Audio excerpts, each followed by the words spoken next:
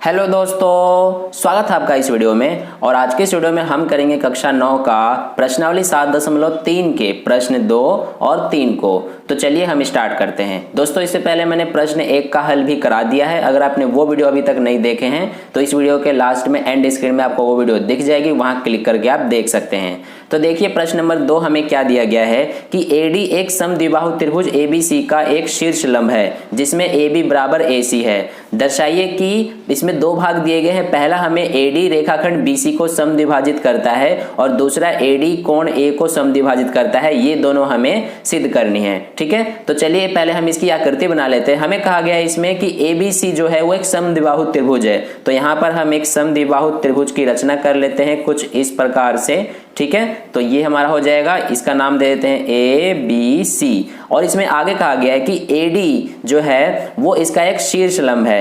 तो ये हम मान लेते हैं ये हमारा एडी है, ए, और ये डी जो कि इसका शीर्ष लंब है। और आगे हमें कहा गया है कि जिसमें ए बी बराबर ए सी है, यानी ये भुजा इस भुजा के बराबर दिया गया है, ठीक है दोस्तों। तो ये हमें दूसरे प्रश्न के लिए आकृति दी गई है। अब हमें इसमें पहला सिद्ध क्या करना है कि एडी रेखाखंड बीसी को समद्विभाजित करता है। तो चलिए इसको हम सिद्ध करते हैं। तो देखिए हम इसको किस प्रकार से सिद्ध करेंगे कि यहाँ पर अगर हम ये दो त्रिभुज, एक तो ए बी डी और एक ये ए सी डी, इन दोनों त्रिभुजों को हम अगर सर्वांगसम सिद्ध करते हैं तो फिर ये सीपीसीटी से बी डी और सी डी ये दोनों क्या हो जाएंगे, बराबर हो जाएंगे। तो यानी कि यहाँ पर जो एडी होगा वो बीसी को समद्विभाजित करेगा, ये हमारा सिद्ध हो जाएगा। तो चलिए सबसे पहले हम इन दोनों त्रिभुजों को सर्वांगसम सिद्ध करते हैं। कौन कौन से त्रिभुज हैं यहाँ पर? त्रिभुज ए बी डी तथा दूसरा कौन सा है? त्रिभुज ए सी डी। इन दोनों में सबसे पहले 3 कंडीशन ढूंढेंगे, जो कि हमारा पहला इसमें आ जाता है ए बी और ए सी, ये क्या है, दोनों बराबर हो जाएंगे। तो ये ए बी बराबर ए सी हमारा बराबर हो गया। यहाँ पर ये कारण देंगे हम इसका, क्योंकि ये हमें दिया गया है प्रश्न में, ठीक है। अब देखिए दूसरी चीज इसमें आप देखेंगे, ये जो भुजा है एडी, एडी क्या है, इन दोनों त्रिभुजों में आ रही है, इसलिए हमारा एडी बराबर एडी हो जाएगा। क्यों? कारण देंगे क्योंकि ये क्या है, उभयनिष्ठ भुजा है, ठीक है। तो ये हमारा हो गया। अब देखिए तीसरी चीज आप इसमें देखेंगे कि कोण ए डी बी, यानी ये वाला जो कोण है वो कोण ए डी सी यानी इस वाले कोण के बराबर होगा, क्योंकि ये दोनों क्या बना रहे हैं, 90-90 डिग्री के कोण बना रहे हैं। क्योंकि हमें प्रश्न में कहा गया है कि एडी जो है वो क्या है, शीर्ष लंब है, और शीर्ष लंब का मतलब क्या है कि समकोण बन रहे हैं दोनों तरफ कोण। तो इसलिए यहाँ पर कोण ए डी बी बराबर होगा कोण ए डी सी के, और ये 90 डिग्री के, ठीक है दोस्तों। और ये हमें प्रश्न में दिया गया है, तो ये हो जाएगा इसका कारण। अब देखिए यहाँ पर हमने 3 कंडीशन दिखा दिया। अब इसमें सर्वांग समता के कौन से नियम का उपयोग हो रहा है, तो आप देखेंगे यहाँ पर कि ये जो हमारा ए बी और ए सी ये क्या है, कर्ण है, और ए डी क्या है, एक भुजा है, और ये क्या है हमारा कोण ए डी बी और कोण ए डी सी 90 डिग्री के कोण यानी कि समकोण है। तो यहाँ पर क्या है हमारा ये कि समकोण, कर्ण और भुजा यानी RHS, right hypotenuse side, RHS सर्वांग समता नियम द्वारा हमारा जो त्रिभुज है, कौन कौन से, त्रिभुज ए बी डी सर्वांगसम हो जाता है त्रिभुज ए सी डी के, ठीक है दोस्तों। तो इस तरह से हमने दोनों त्रिभुजों को सर्वांगसम सिद्ध किया। अब देखिए अगर दोनों त्रिभुज सर्वांगसम है, इसलिए यहाँ पर बी डी और सी डी ये बराबर हो जाते हैं। कैसे? सीपीसीटी से, यानी सर्वांगसम त्रिभुजों के संगत भाग बराबर होते हैं। तो अगर बी डी और सी डी ये दोनों आपस में बराबर हैं, तो इसका मतलब क्या है कि ए डी जो है वो बी सी को समद्विभाजित करता है। यहाँ पर लिख लेंगे हम कि ए डी रेखाखंड बीसी को समद्विभाजित करता है,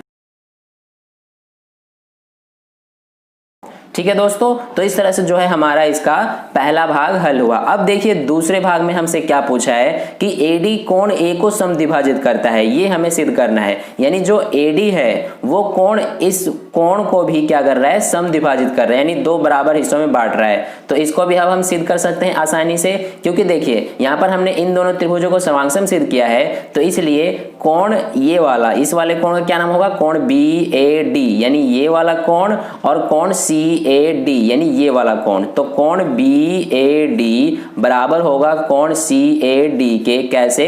CPCT से। क्यों? क्योंकि अभी हमने इन दोनों त्रिभुजों को सर्वांगसम सिद्ध किया है और ये दोनों त्रिभुजों के संगत कोण है, तो इसलिए CPCT से ये दोनों कोण बराबर हो जाते हैं। अगर ये दोनों कोण बराबर हैं यानी इसका मतलब क्या है कि AD कोण A को समद्विभाजित करता है।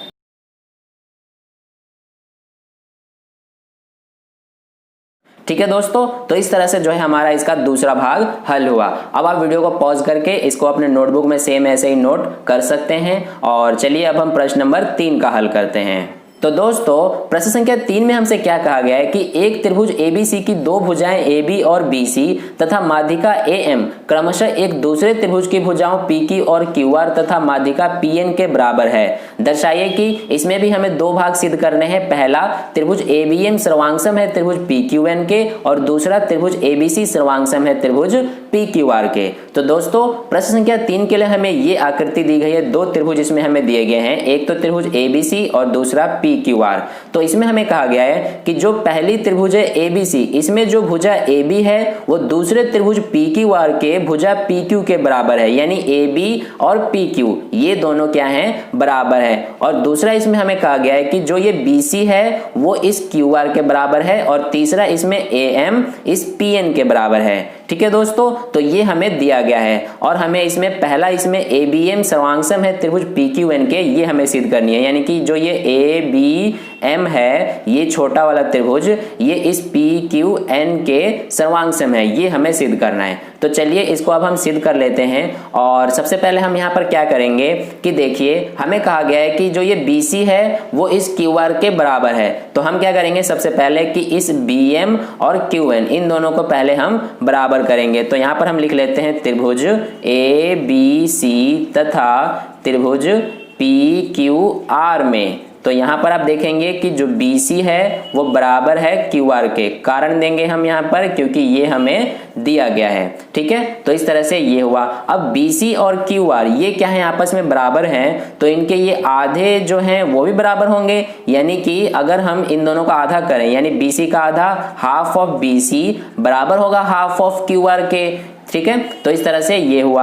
अब देखिए यहाँ पर हाफ ऑफ BC यानी BC का आधा ये BM हो सकता है, ये CM भी हो सकता है, लेकिन यहाँ पर हम BM लिखेंगे। तो BM बराबर होगा हाफ ऑफ QR यानी कि QR का आधा क्या होगा? QN। तो यहाँ पर हम लिख लेंगे QN और इसको हम दे देंगे समीकरण 1 का नाम। ठीक है, अब BN बराबर QN ये क्यों आया है? यहाँ पर हम कारण दे देते हैं क्योंकि BC तथा QR की माध्यिका है कौन कौन सी? AM और PN। जैसा कि हमें प्रश्न में भी कहा गया है कि जो AM है और जो PN है ये क्या है? BC और QR की माध्यिका है। तो इसलिए BC तथा QR की माध्यिका है कौन कौन सी? एक तो AM तथा दूसरी PN। ठीक है दोस्तों, तो ये हमने कारण भी लिख दिया। अब हम करते हैं यहाँ पर इसका पहला भाग। तो इसमें हमें कहा गया है कि ABM और PQN दोनों को सर्वांगसम सिद्ध कीजिए। तो यहाँ पर कौन कौन से त्रिभुज है? ABM तथा दूसरी है इसमें त्रिभुज PQN। इन दोनों में आप देखेंगे कि जो हमारा BM है वो बराबर होगा QN के, जैसा कि हमने यहाँ ऊपर सिद्ध किया है। तो यहाँ पर हम कारण लिख देंगे क्योंकि ये हो जाएगा हमारा समीकरण 1 से। ठीक है, तो ये हो गया BN बराबर QN। अब देखिए दूसरी चीज इसमें आप देखेंगे कि जो AB है वो बराबर होगा PQ के। तो ये हमारा AB बराबर PQ यानी ये इसके बराबर, ये हमें दिया गया है प्रश्न में। ठीक है, तो ये हो गया। अब देखिए तीसरी चीज इसमें आप देखेंगे कि AM यानी कि ये जो AM है वो PN के बराबर होगा। तो यहाँ पर हम लिखेंगे PN। क्यों होगा? क्योंकि ये भी हमें दिया गया है और इसमें हमें ये दिया गया है कि ये दोनों क्या हैं? माध्यिकाएं हैं और ये बराबर हैं। तो इसलिए AM बराबर PN हो गया। अब यहाँ पर आप देखेंगे कि सर्वांग समता का कौन सा नियम उपयोग हो रहा है? तो ये भुजा भुजा भुजा यानी कि SSS सर्वांग समता नियम द्वारा हमारा जो त्रिभुज है कौन सा? ABM वो सर्वांगसम हो जाता है त्रिभुज PQN के। ठीक है दोस्तों, तो इस तरह से जो है हमने त्रिभुज ABM को सर्वांगसम सिद्ध किया त्रिभुज PQN के। अब देखिए यहाँ पर हम इसका दूसरा भाग भी हल कर लेते हैं। तो इसमें हमें क्या कहा गया है कि त्रिभुज ABC सर्वांगसम है त्रिभुज PQR के, ये हमें सिद्ध करना है। तो देखिए यहाँ पर त्रिभुज ABC तथा दूसरा त्रिभुज है PQR। इन दोनों में आप देखेंगे कि यहाँ पे हम क्या करेंगे कि इस वाले कोण को यानी कोण B को कोण Q के बराबर लिखेंगे। क्यों? क्योंकि अभी हमने क्या किया है कि इस छोटे वाले त्रिभुज को इस वाले त्रिभुज के सर्वांगसम सिद्ध किया है, और सर्वांगसम त्रिभुजों के संगत भाग क्या होते हैं? संगत भाग या फिर संगत कोण बराबर होते हैं। तो इसलिए यहाँ पर ये CPCT से कोण B और कोण Q बराबर हो जाएंगे। तो यहाँ पर हम लिख लेंगे कोण B बराबर हो जाएगा कोण Q के। कैसे? CPCT से। तो ये हमने कारण भी दे दिया। अब देखिए आप यहाँ पे दूसरी चीज देखेंगे कि जो AB है वो बराबर होगा PQ के, यानी कि ये जो AB है वो PQ के बराबर होगा। रीजन देंगे यहाँ पर हम, ये हमें दिया है। ठीक है दोस्तों, तो ये हो गया। अब देखिए तीसरी चीज इसमें आप देखेंगे कि जो हमारा BC भुजा है वो QR के बराबर हो जाएगा, यानी ये इसके बराबर होगा। तो यहाँ पर लिख देंगे BC बराबर QR। ये भी हमें दिया गया है प्रश्न में। तो इस तरह से यहाँ पर तीन चीजें हमने देखा। अब देखिए यहाँ पर कौन सी सर्वांग समता का नियम उपयोग हो रहा है, तो भुजा कोण भुजा यानी कि SAS सर्वांग समता नियम द्वारा हमारा जो त्रिभुज है कौन कौन सा, एक तो त्रिभुज ABC वो सर्वांगसम हो जाता है त्रिभुज PQR के। ठीक है दोस्तों, तो इस तरह से हमने त्रिभुज ABC को सर्वांगसम सिद्ध किया त्रिभुज PQR के। अब आप वीडियो को पॉज करके इसको अपने नोटबुक में सेम ऐसे नोट कर सकते हैं, ये यहाँ से यहाँ तक। ठीक है, तो आई होप आपको दोनों प्रश्नों के हल बहुत अच्छे से समझ में आए हैं। अगर समझ में आया है तो वीडियो को लाइक कर देना, क्योंकि आपका किया गया लाइक मुझे और आगे की नई वीडियोस बनाने के लिए मोटिवेट करता है। और अगर आप पहली बार वीडियो को देख रहे हैं तो चैनल को सब्सक्राइब कर लीजिए, ताकि अगली वीडियो जैसे ही मैं अपलोड करूँ उसका नोटिफिकेशन सबसे पहले आप तक पहुंच जाए। और अपने दोस्तों के साथ इस वीडियो को ज़्यादा शेयर कर दें ताकि उन्हें भी हेल्प हो। और कहीं पे भी कोई डाउट है तो आप नीचे कमेंट करके मुझसे पूछ सकते हैं, मैं आपको समझाने की पूरी कोशिश करूंगा। तो फिर मिलते हैं नेक्स्ट वीडियो में, तब तक के लिए अपना ध्यान रखिए, खूब पढ़िए। धन्यवाद।